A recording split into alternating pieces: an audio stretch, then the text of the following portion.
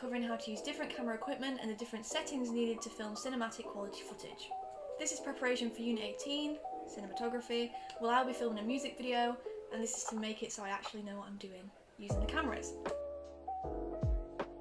To use during the filming process, there are many different types of cameras. For example, there's DSLRs, drone, camcorders, and even smartphones. Let's go into them in more detail. A DSLR is a digital camera, with the DSLR standing for digital single lens reflex. That took me a while to get. A key feature of this camera is the ability to have interchangeable lenses on a same camera body. DSLRs also have different settings that can be adjusted, such as aperture, shutter speed, which I'll talk about later in the video, and also it can have different filters that you can put on your footage to make it have a cool stylistic effect. Drones allow you to shoot footage from high up in the air with a camera attached. These can be used for capturing establishing shots, which help the viewer to see the whole area and the scene of where you're filming. They can also be cool for capturing top-down shots, like a bird's eye view, or tracking shots following someone running. It can create very, very cinematic footage, as seen here.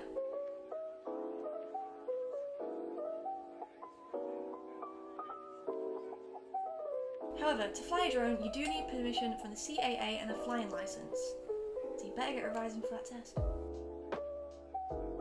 Camcorders are handheld video cameras. Obviously, because they are handheld, they are very good for portability and filming on the go. On the camcorder is a W and T button which allows you to change between a wide angle and a telephoto shot. Camcorders can offer different formats such as VCR, 8mm, DR and HDR. These formats offer a sharper picture, better colour, sufficient storage and more hours of recording. Nowadays though, people can both film and edit videos all on their phone. This makes them prosumers, someone who both consumes and produces media products and puts them online. As technology has developed, phones have been upgraded to have multiple different lenses. For example, this iPhone 13 mini has a 12 megapixel wide lens and a 12 megapixel ultra wide lens. As mentioned before, some of these cameras, the DSLR, have the ability to change lenses. There are many different lenses available, each one having a different purpose. Fisheye lenses are usually around 4 to 14mm. They are an ultra wide angle lens that can take an image 180 degrees around it. They can distort the view and make a more creative or abstract image, or literally give the point of view of a fish. Whatever you want. Fisheye lenses have been used in music videos previously. By using this lens, they make the artist look bigger and almost larger than life. Clearly, a fisheye lens is a very stylistic lens that can make a video have a really cool effect. Wide-angle lenses are usually between 14 and 35mm and can be used to capture landscape shots. Commonly, a wide-angle lens can be used to capture an establishing shot of the whole area. These allow the viewer to fully understand and take in the setting. Standard lenses are the most common lens that come with every DSLR camera. These are 35 to 85mm and can be used for a wide range of different styles of videography and photography. With the range of this lens, it can be used to take a wider image, a full frame photo, or a zoomed in image. This lens also has minimum distortion, so it is closest to what the human eye can see. Zoom lenses are very versatile lenses. They can shoot subjects both close up and from a distance. Different zoom lenses offer different focal lengths, such as 70 to 200mm or 18 to 270mm.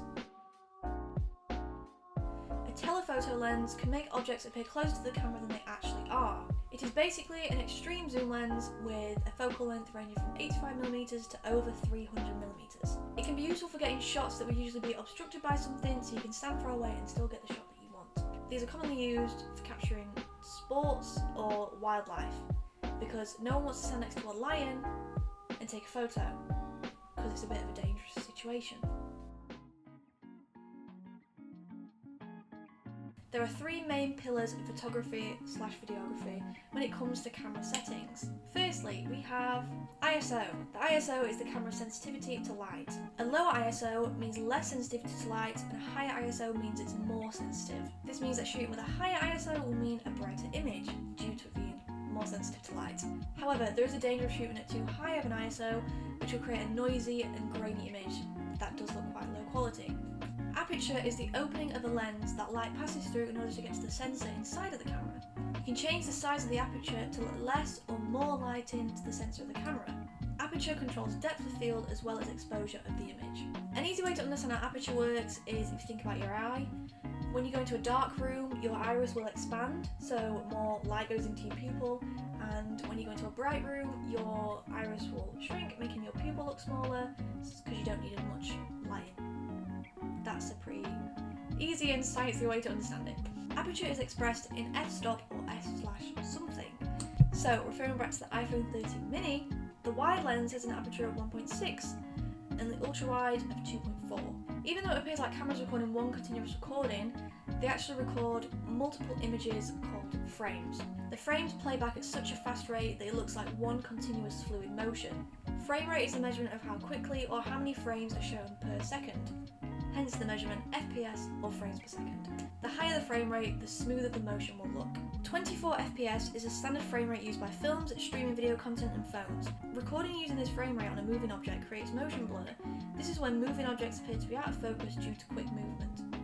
30 FPS is used for live TV broadcasts such as sports and news. These channels will use this frame rate as they need to show movement more clearly and in real time. 60 FPS is mainly used with the introduction of 4K video. This allows quality footage along with a more detailed and lifelike view. Recording this high of an FPS can also be good for creating slow motion shots, as the slowed down footage will look smoother due to there being more frames.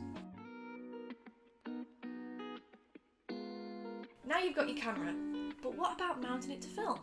There are many different options: cranes, jibs, dollies, even a regular old tripod. Each of these will give a different method of filming cinematic footage. Using a tripod can create static, stable footage. The height of the tripod can be adjusted along with the angle of the tilt of the camera. For example, right now I'm filming on a tripod with a standard lens on the camera. This is because I want the video to look normal and clean and smooth and stable, and I'm not moving about at all. Apart from my hands, of course. Another option to film is just using the camera handheld. This allows for free movement and can be useful when creating footage that needs to look homemade. To get smoother handheld movement, however, you can use a Steadicam. Handheld and Steadicam can both be used for getting tracking shots, with a Steadicam making the movement look smoother and less handheld. Dollies are a wheeled mount that a tripod can be put onto. These allow for a smooth tracking shot and can follow the subject forwards, backwards, or even do a 360 degree around them. A slider is pretty much a small version of a dolly on a track. They can be useful when filming in places where there's not enough space for movement, so you can simply just put the slider down and move the camera in one direction. One cool feature about sliders is that they can be operated with a remote, so you can stand far away, click a button, and off it moves. A crane is very similar to a jib, but on a much larger scale. Cranes can be useful for recording establishing shots, large panning shots, or even a top-down view of a subject. Jibs are the hand-operated version of a crane. Both of these camera mounts have the camera on one end and a counterweight on the other, a little bit like a seesaw.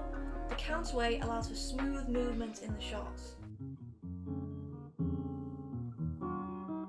Finally, there are exterior sound attachments that can be attached to the camera to record audio whilst filming. Even though a camera usually comes with a microphone, these aren't really that good, as they can sometimes pick up noises such as the noise from the fan inside the camera. For example, this is what my mic sounds like. And this is what it sounds like with an external mic.